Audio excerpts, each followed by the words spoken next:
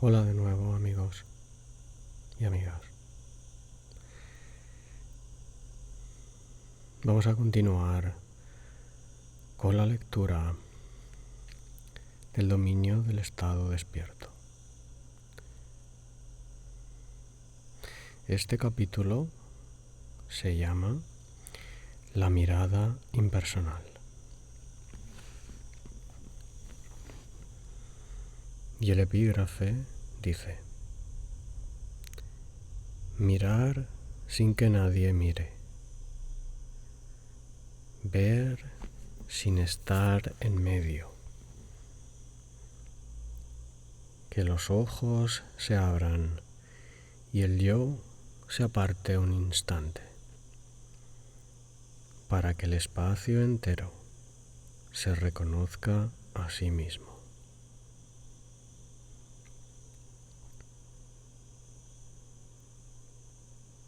Inmensidad, espacio y amor para todos.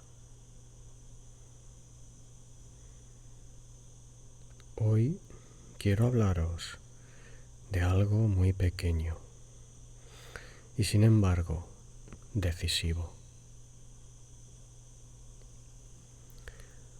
Una clave tan fina que pasa desapercibida casi siempre, incluso a quien lleva años caminando. Os la digo en una sola frase para que la sostengáis durante todo el capítulo. El despertar no llega por entender cosas grandes, llega por mirar de otra manera. Y esa otra manera tiene un nombre que repito mucho y que quiero compartiros despacio. La mirada impersonal.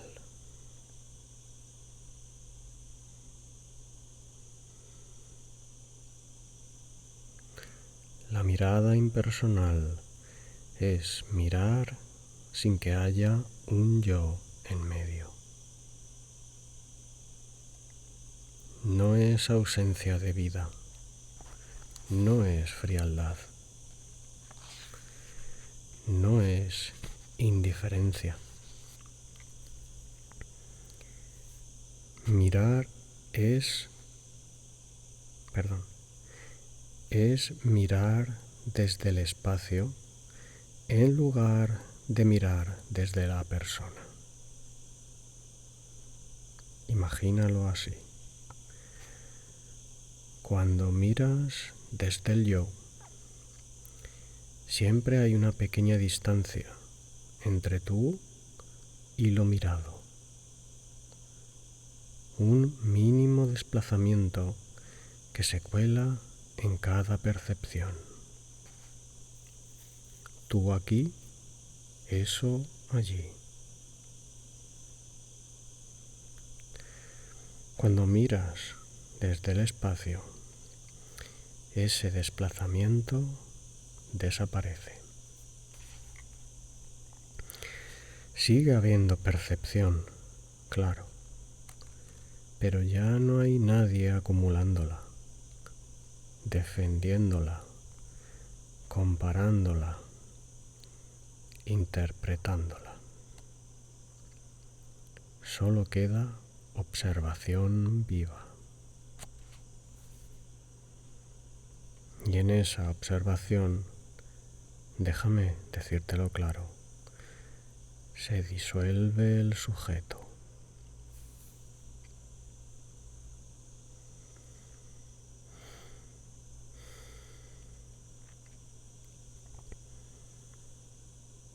Esto, en algunas filosofías, se llama apercepción.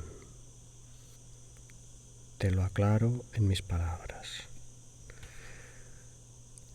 Apercibir es percibir sin que haya desplazamiento desde el ser hacia el mundo objetivo. es percibir sin moverse. Y como no hay movimiento, no aparece quien se mueve. Es decir, no aparece el yo. Cuando esa ausencia de desplazamiento se sostiene un instante, la conciencia se abre y se acerca a sí misma desde otro lugar. Ya no busca algo inconmensurable allá afuera. Reconoce una cercanía real, casi doméstica, en la que empieza a vivirse la no dualidad sin grandilocuencia, sin fanfarria, casi sin darse cuenta.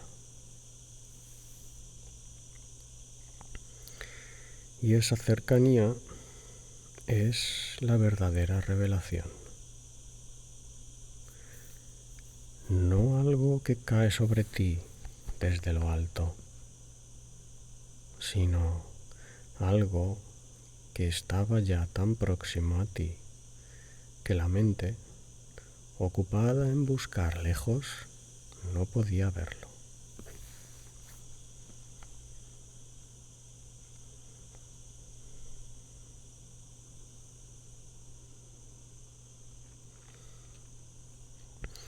Os repito esto muchas veces y muchos de vosotros ya lo habéis escuchado 1, 2 y 3 veces. Y precisamente por eso quiero alertaros de algo.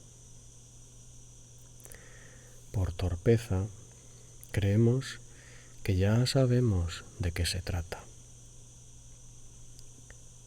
La frase se vuelve familiar y dejamos de mirarla. Y entonces la enseñanza se nos escapa. No porque sea oscura, sino porque ya la dimos por entendida.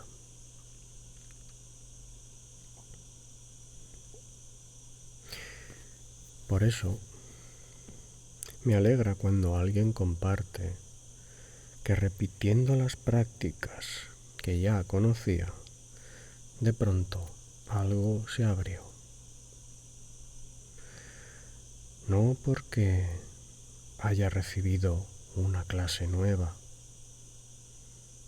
sino porque profundizó la clave que ya tenía.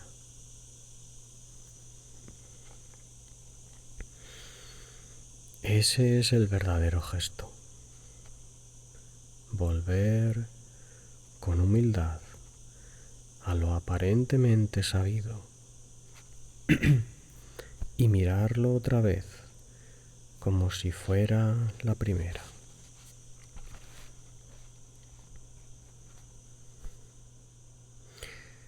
Lo que estamos viendo aquí no necesita más conocimientos.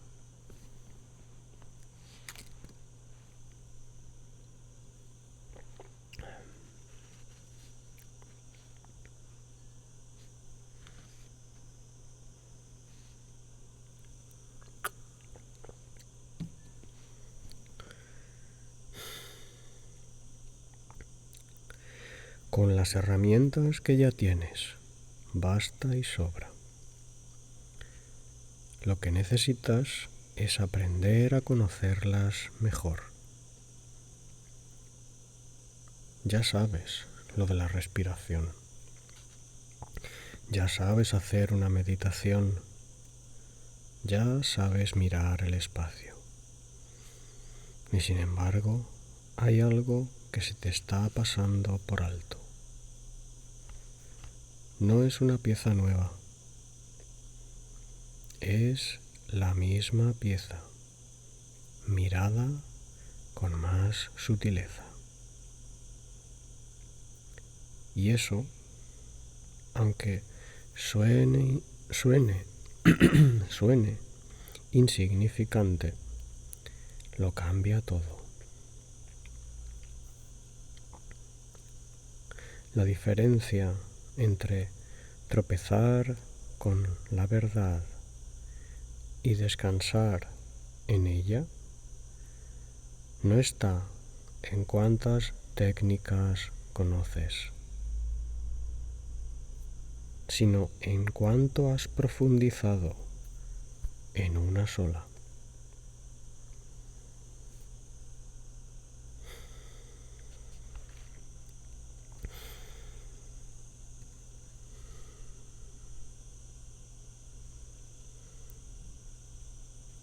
Quiero recordar aquí una frase de Albert Einstein que me gusta mucho. Quien no esté preparado para la verdad en los asuntos pequeños no será confiable en los asuntos importantes.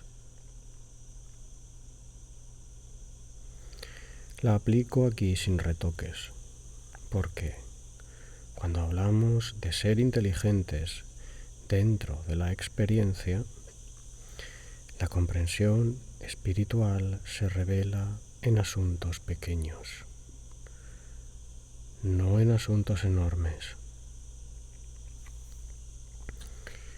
En los pequeños cambios de conciencia, en los pequeños matices, están las revelaciones más hermosas.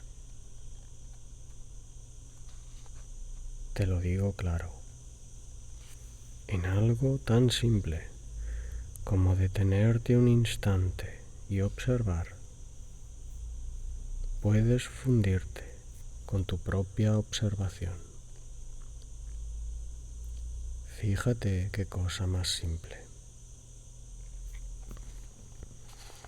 Y si esa fusión ocurre con sutileza, en lugar de ser una observación personal, yo observo, esto es observado, se vuelve mirada impersonal.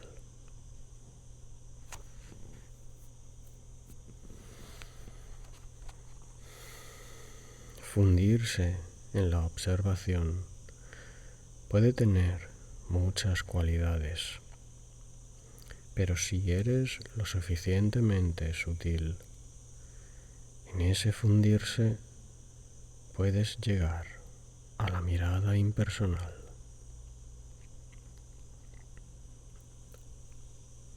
Ese mínimo cambio,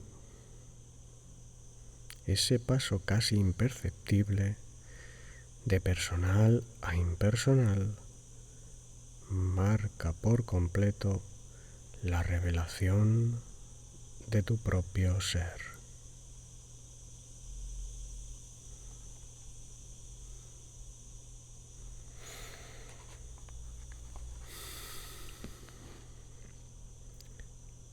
Si ese cambio no ocurre, todavía puede parecer que has sido el observador, que has comprendido algo, que la experiencia es bonita. Pero falta lo decisivo. Lo decisivo es ese pequeño movimiento, esa ligera diferencia, ese detalle que parece nada y que sin embargo abre algo inconmensurable.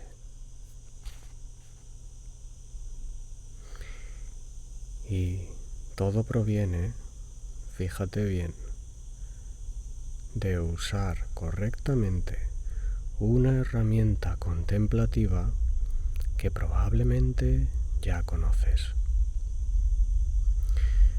No de adquirir un saber nuevo, de afinar el uso del saber que tienes.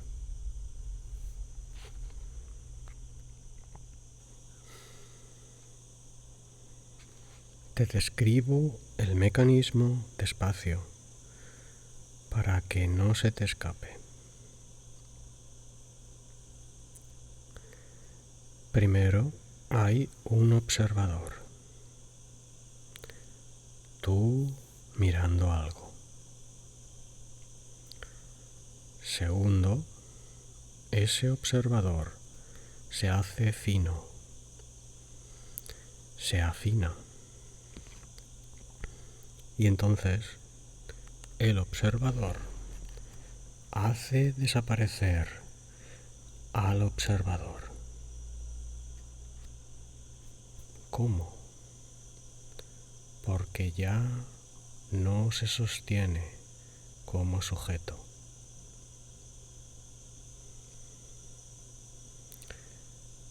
Lo que queda es pura observación, sin alguien detrás. Y tercero, esa observación pura queda permeada por la presencia del ser.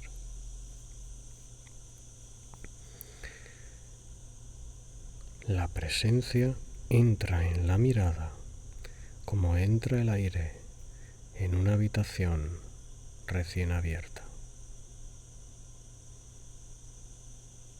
Y todo eso, fíjate, proviene de usar correctamente una herramienta contemplativa que ya tienes a mano. No te la regala nadie de fuera. La sacas tú al afinar la mirada.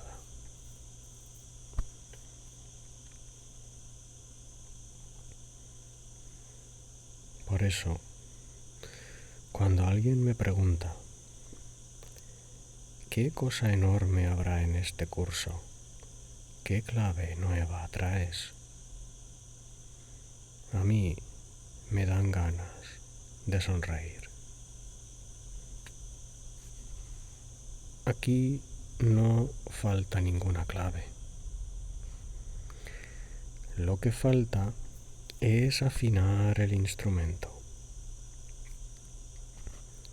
Tu propio ser está tan cerca de ti que lo único que tienes que aprender es a mirar en esa cercanía.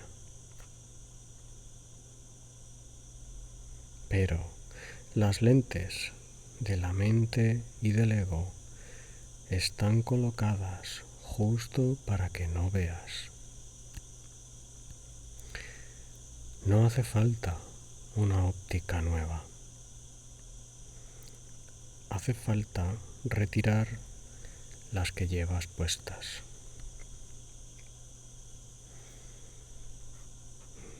Esa pequeña clave de desplazamiento, esa pequeña clave de la transparentación del observador, esa pequeña clave de la unificación de espacios, ya están en las primeras meditaciones. Si avanzas un poco más, la transparentación las desglosa todavía más. Y lo que ahora apenas se intuye, se vuelve un suelo firme bajo tus pies.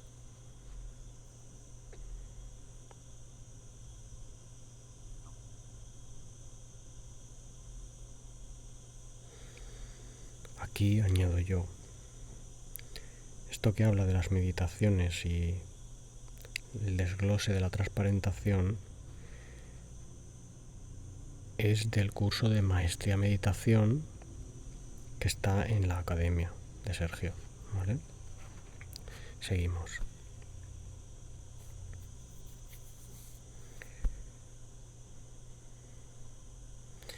Y aquí entra otra palabra que utilizo mucho,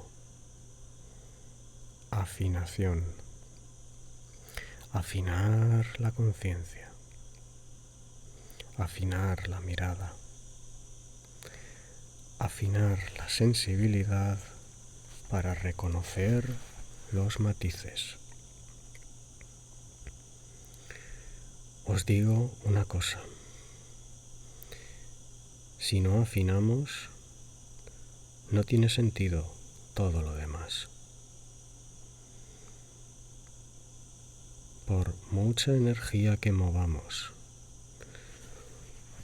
por muchos satsangs que vivamos, por mucho que se nos abra el cuerpo, si la mirada no se afina, todo se queda en experiencia. Y la experiencia, por bella que sea, no es lo que estamos buscando aquí. Lo que estamos buscando es sabiduría. Y la sabiduría no es la comprensión de una gran cosa, es la comprensión de la mirada inmediata.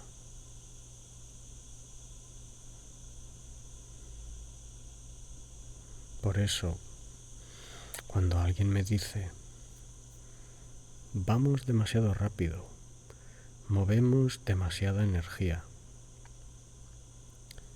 yo le respondo siempre lo mismo. Afinad. Quiero que afinéis. Sin afinación no hay sabiduría. Y sin sabiduría, todo lo demás, energías, vibraciones, expansiones, se queda en mera fenomenología. Y la fenomenología no salva.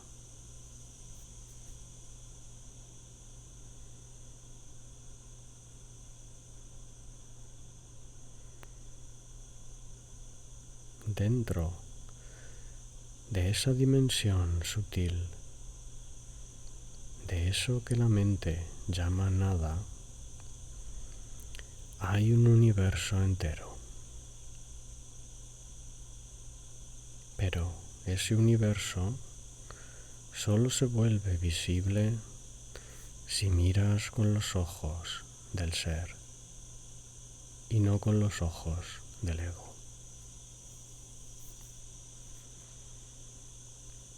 Por eso quiero deciros algo que veo repetirse en muchos de vosotros. En cuanto empezáis a tener más continuidad de presencia, empezáis a ver.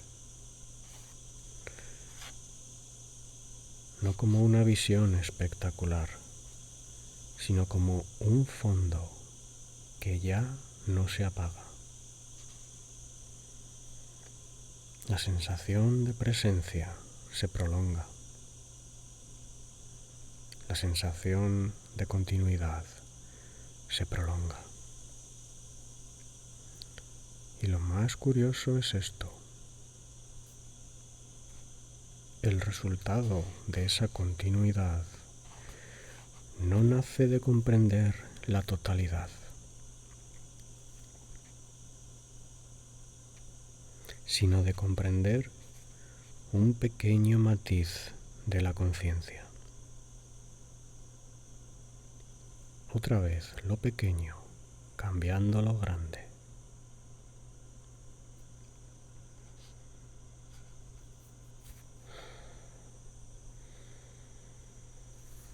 Os lo cuento con un ejemplo que veo a diario. Una estudiante empieza a hacer prácticas de la maestría con más cuidado, viendo los vídeos despacio, deteniéndose en los matices que ahí se nombran. Y al rato me dice: Sergio, llevo unas semanas con mucha más presencia, con mucha más continuidad.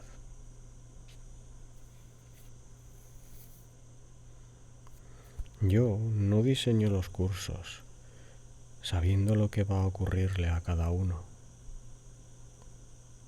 Los diseño como el pintor pinta su cuadro,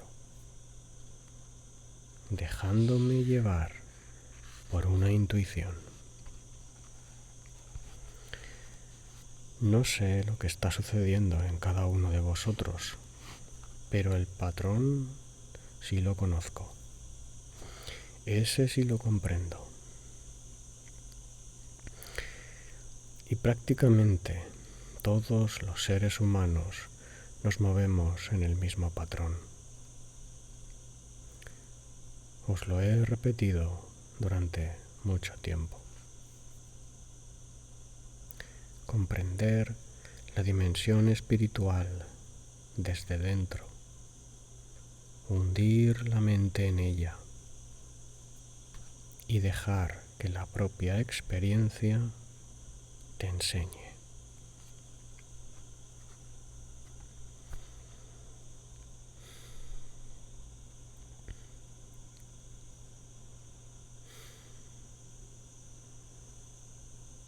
Lo curioso es esto. Cuando una persona empieza a repetir pequeños funcionamientos de la percepción, no técnicas grandes, no rituales largos, sino pequeños desplazamientos sutiles. La capacidad de observar ese mismo desplazamiento, que al principio es apenas un movimiento mínimo, se va profundizando. Y el patrón se automatiza de tal modo que luego, en tu vida diaria, sin darte cuenta, y solo porque estás en ese estado, sales a la calle y te expandes con naturalidad. ¿Qué ha cambiado? Que ya no te percibes como persona, te percibes dentro del espacio y desde ahí te mueves. Una de las estudiantes lo describía hace poco como continuidad en el estado despierto. Yo lo defino en términos de experiencia como continuidad en la sensación de presencia y continuidad en la sensación de continuidad. Esa redundancia es importante, fíjate. No es solo que la presencia esté, es que la sensación de que está continua contigo no se interrumpe.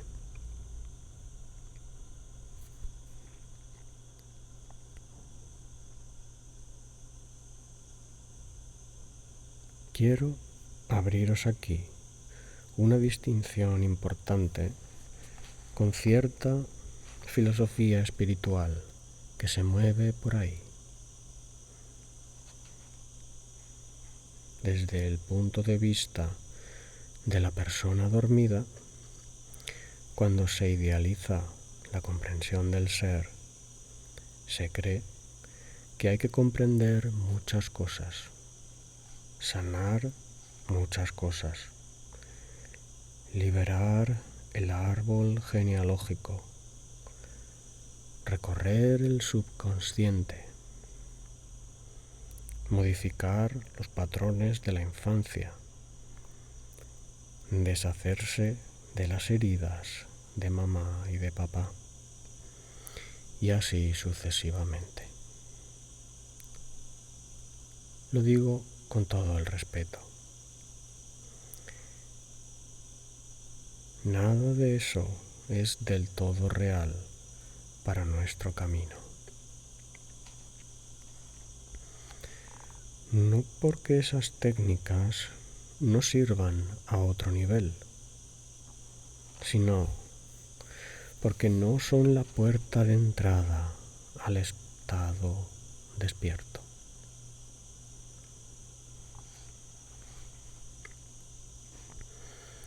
Te lo cuento desde lo que veo.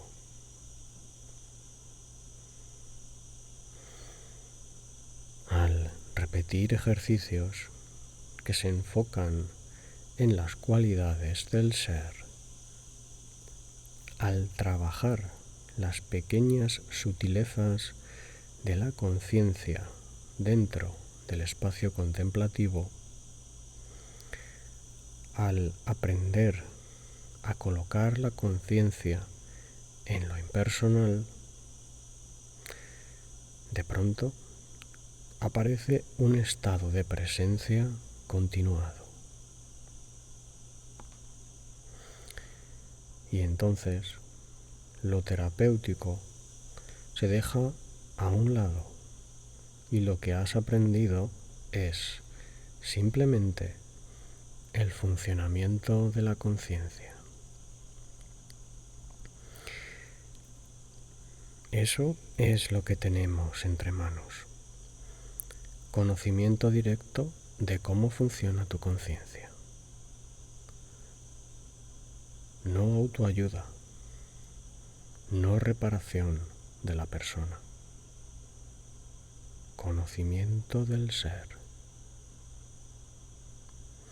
Y necesito saber que me seguís en esto, porque si no, me convierto en un loco que habla solo. Lo que aquí comparto no quiero que se quede solo en mi corazón. Quiero que entre en el vuestro, que sea vuestro, que cada uno de vosotros lo lleve dentro como propio. Ese que sea vuestro es el trabajo que llevamos haciendo juntos mucho tiempo y es lo que da sentido a todo lo demás.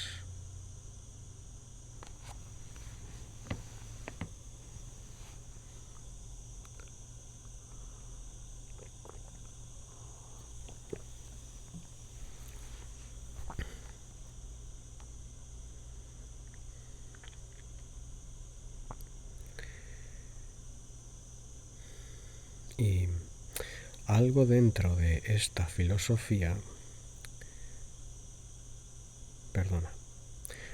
y hay algo dentro de esta filosofía que conviene que sepas. Aquí no nos resignamos. Se dice por ahí, en muchos sitios, que no podemos controlar el próximo pensamiento que va a venir. Y muchas personas se acomodan en esa idea pensando que es una forma de libertad. Yo la veo más bien como resignación oculta. Que vengan los pensamientos, ojalá sean bondadosos. Te invito a mirar esto con otros ojos. Cuando estás en presencia expandida, con sensación de transparencia, mezclado con el ser, puede que vengan pensamientos que no controlas. Bien. Pero esos pensamientos no te controlan a ti. Esa es la diferencia.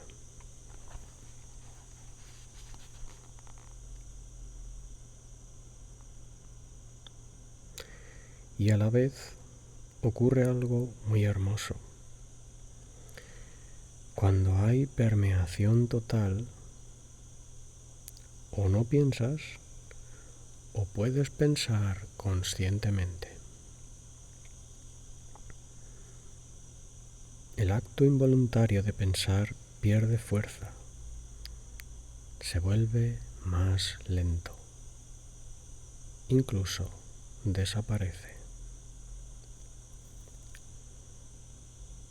Nuestro camino no se orienta a la resignación, sino al dominio. Y dominio aquí no es disciplina rígida, no es fuerza de voluntad.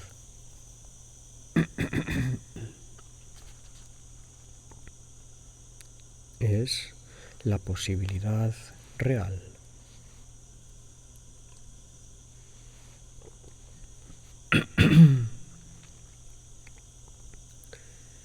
Es la posibilidad real de la conciencia de no ser arrastrada. ¿Cómo se consigue? Con 3 cosas, y te las nombro sin solemnidad. Conocimiento directo de tu experiencia. Comprensión de los mecanismos de tu propia conciencia. Y trabajo constante. Es verdad que suena a pico y pala, pero te aclaro algo. El trabajo no es duro, porque cuando estás presente hay felicidad, hay dicha, hay conexión con la vida. Estás conectado con la totalidad. Hay expansión. Te sientes pletórico. Hay abundancia. Hay orden. Generas orden alrededor de tu vida. ¿Cómo va a ser duro estar feliz? ¿Cómo va a ser arduo estar en dicha? Cuando alguien dice estar presente es duro, lo que en realidad está diciendo es que todavía no ha entrado del todo en la presencia. Porque la presencia, una vez tocada, se ama. Y lo que se ama no pesa. Llamarlo trabajo es un honor, además de un beneficio. Es la única tarea que mientras la haces te devuelve aquello que buscabas.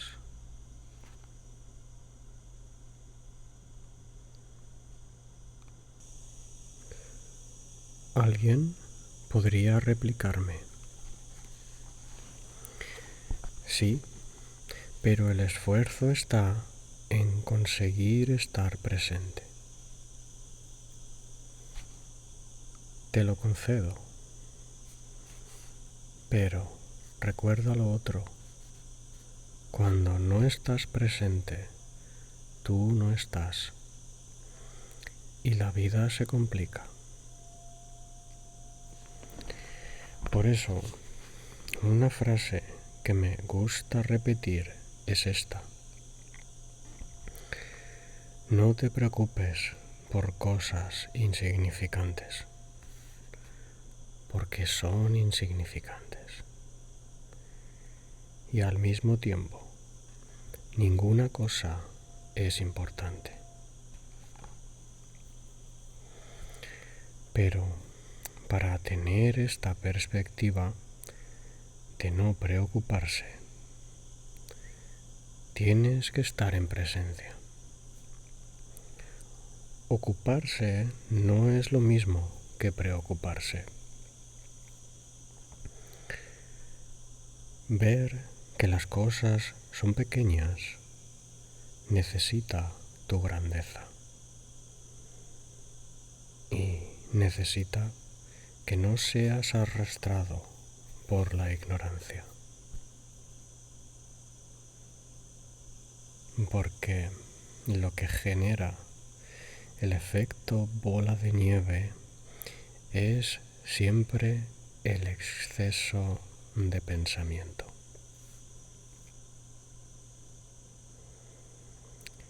Y aquí tienes que cuidar algo. El pensamiento, mientras no haya presencia, hace bola de nieve.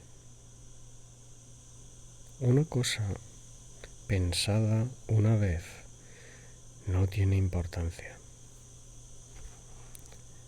Pensada 10 veces empieza a parecer verdad.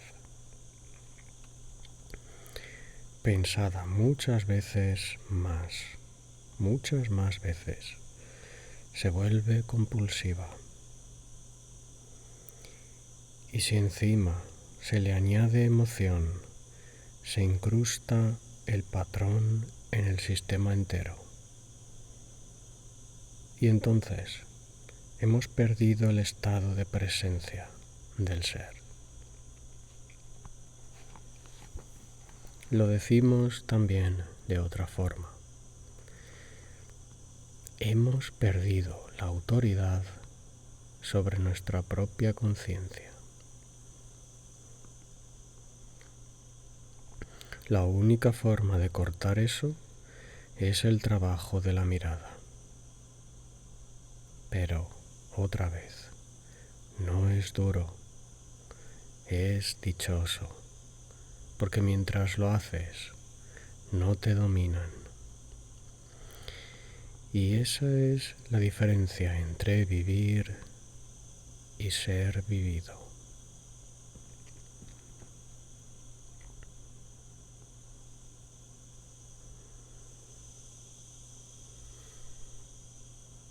Por eso, esta filosofía, te lo digo sin rodeos, no se lleva bien con la filosofía del libre albedrío inexistente. Con todo el cariño y el respeto a quienes la sostienen, a tomar por culo el libre albedrío. A tomar por culo el albedrío, perdona. Lo digo así de claro porque he visto a muchas personas amortiguar su ignorancia bajo esa idea, diciéndose por dentro: como no hay libre albedrío, no puedo hacer nada con estos patrones que vienen de la infancia. Y se quedan sentadas esperando. Aquí no esperamos. Aquí entra otro mecanismo y se llama sabiduría y conocimiento. Y es ahí donde el ser humano tiene que enfrascarse en su vida diaria.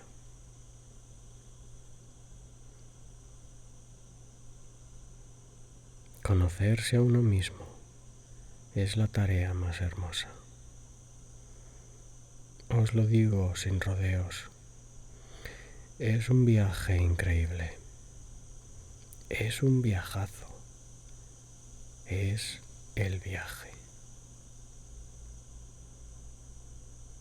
Y dentro de ese viaje no hace falta perseguir nada extraordinario. Cuando algo te trae resultados, qué mejor señal que seguirlo.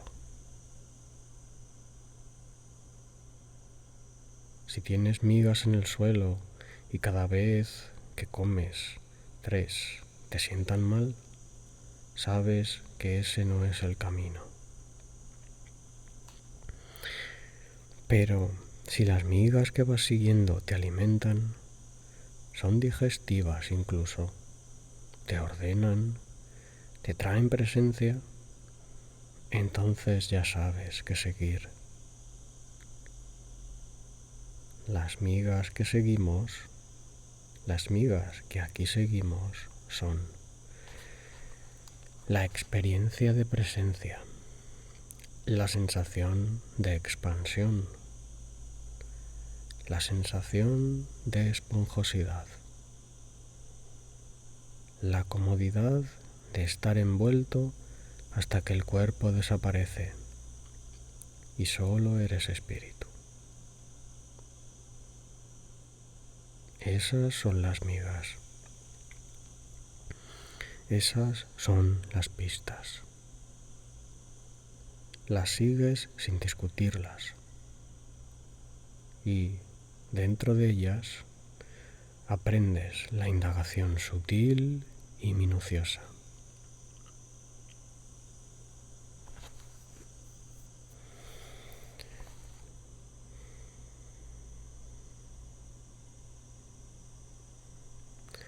Lo digo con cuidado porque no es una reprimenda, pero sí una llamada. A veces nos estamos enfocando en cosas inútiles. A mí me toca esta parte. No es que me apetezca. Me gustaría hablar de cosas más fáciles. Pero tengo que invitaros a que os volváis inteligentes en esto. La filosofía espiritual que se mueve por ahí no tiene mucho que ver con la nuestra. La nuestra está asociada al conocimiento directo de cómo funciona tu conciencia. Punto. Las preguntas que importan son estas. ¿Qué es tu conciencia? ¿Qué es la mirada impersonal? ¿Qué es la atención? ¿Cuál es la diferencia entre contemplar y estar atento? Y si te animas a entrar todavía más adentro, en lo que llamaría yo los dones del ser, ¿cómo se siente el vacío en amor? ¿Cómo el vacío transparenta toda tu experiencia? ¿Cómo más allá del espacio se detecta la sensación absoluta del preespacio?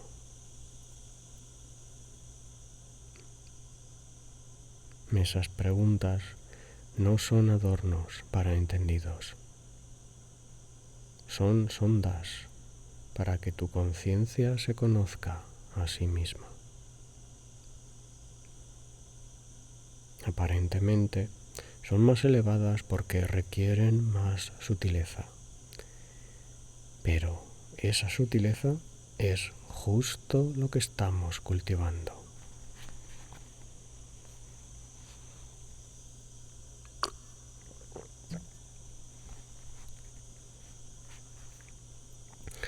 Os digo más, y esto es importante. No estamos yendo hacia el despertar. Estamos desarrollando la autoobservación. Es un camino que tiene mucho que ver con la antigua Atma Vichara, la autoindagación de los sabios hindúes. Déjame aclararlo. Indagar en el sí mismo hasta que la mente se disuelva. Solo que aquí no está dirigida únicamente a la disolución del ego. Aquí está dirigida también a que disfrutes conociendo los procesos de la conciencia, a transparentar el cuerpo hasta que casi desaparezca, a sentir el volumen interno, a notar incluso que una rodilla puede sentirse más amplia. Son sensaciones basadas en el espíritu, en la conciencia pura. Sensaciones que van más allá de la experiencia física, donde la conciencia saborea aquello que está más allá de la delineación del cuerpo. Y nosotros jugamos con ellas.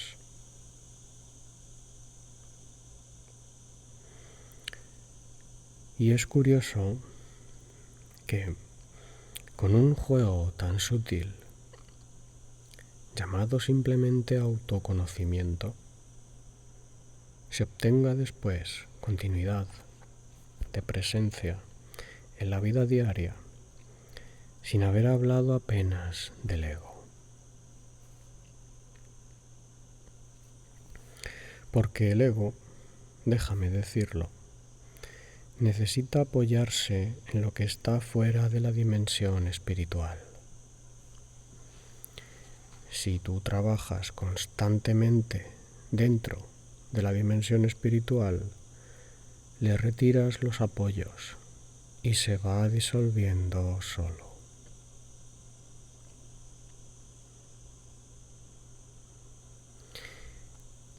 Este es el mismo camino, por cierto, que recorrieron Ramana Maharshi, Douglas Harding, Richard Lang y otros muchos maestros.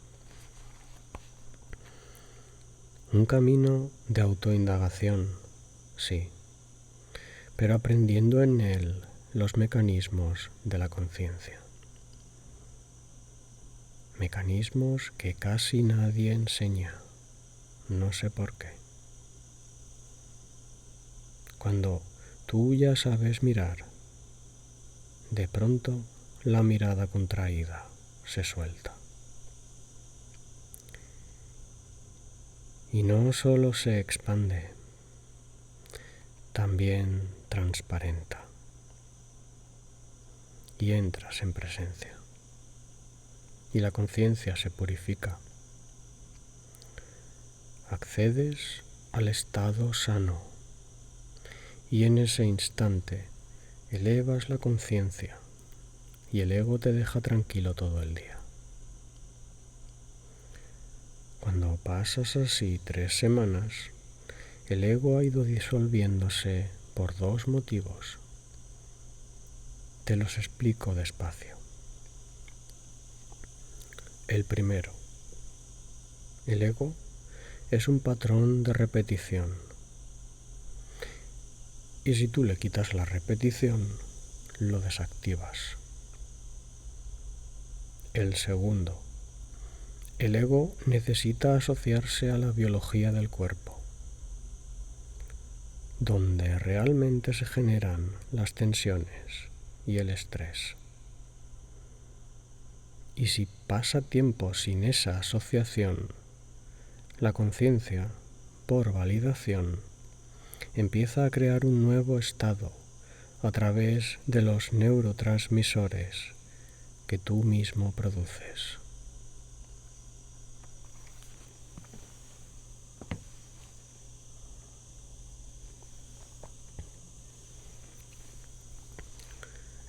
Te lo cuento porque me parece precioso.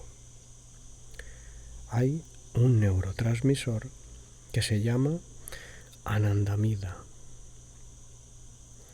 La palabra viene del sánscrito.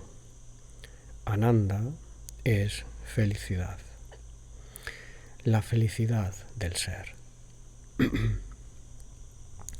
Y también viene del cannabis. Es un cannabinoide propio que tenemos dentro de nuestro sistema. Si investigas un poco, verás que pocos lo asocian al samadhi, al estado de absorción profunda, déjame aclararlo. Pero la sensación de felicidad del ser produce ese neurotransmisor dentro de ti.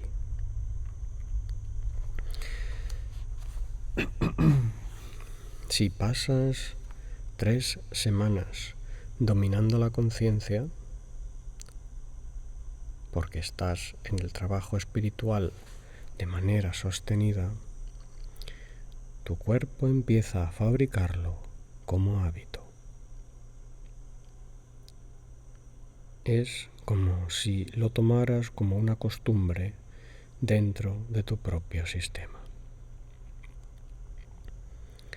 Y entonces, el estado natural que tu cerebro y tu cuerpo entienden,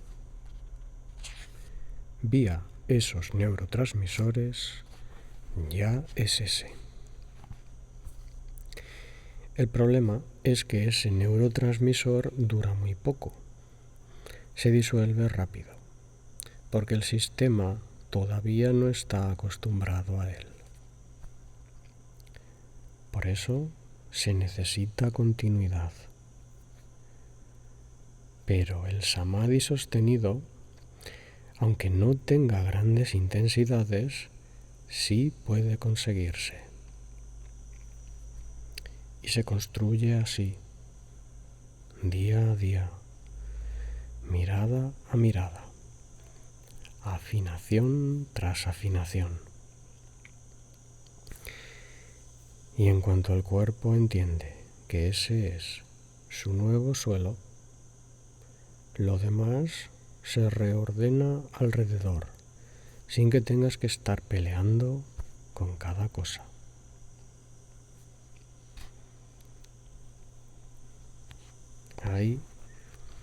Hay una cosa más que quiero compartiros y que va al hilo. Cuando descubres que lo que tú eres es, en el fondo, un factor energético, un movimiento entre onda y partícula, una longitud de energía que tuvo su ciclo, descendió a la forma y parece haber regresado al mundo de lo personal, te das cuenta de algo precioso. Siempre puedes salir de la aparente contracción de la persona y volver al campo de lo energético. Esa es una clave que descubrí yo mismo. Cuando perdía el estado y luego quería recuperarlo, parecía oculto justo a la mirada de alguien que lo conocía perfectamente. Es como si se escondiese para aquel que más lo busca. Y la salida no estaba en pelearse con eso, estaba en moverse otra vez al campo de la energía. A medida que la vibración sube, la perspectiva del suceso cambia. Y al cambiar la vibración, todo lo que parecía un drama enorme se va viendo en su tamaño real, que casi siempre es minúsculo.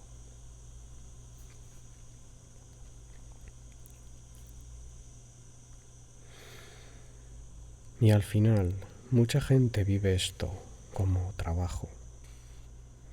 Vale, llamémoslo trabajo, si os hace bien, pero no es un trabajo. Es vuestro derecho. Es lo que sois cuando dejáis de simular ser otra cosa.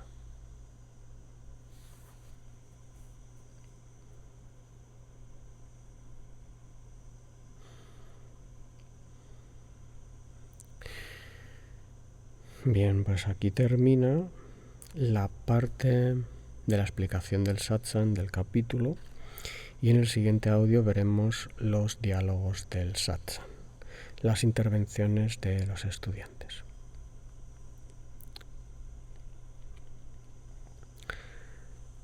Muchas gracias por tu inmensa presencia ahora.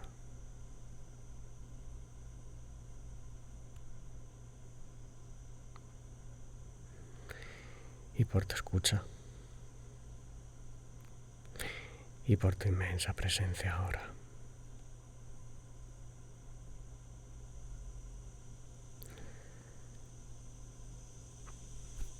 Inmensidad, espacio y amor.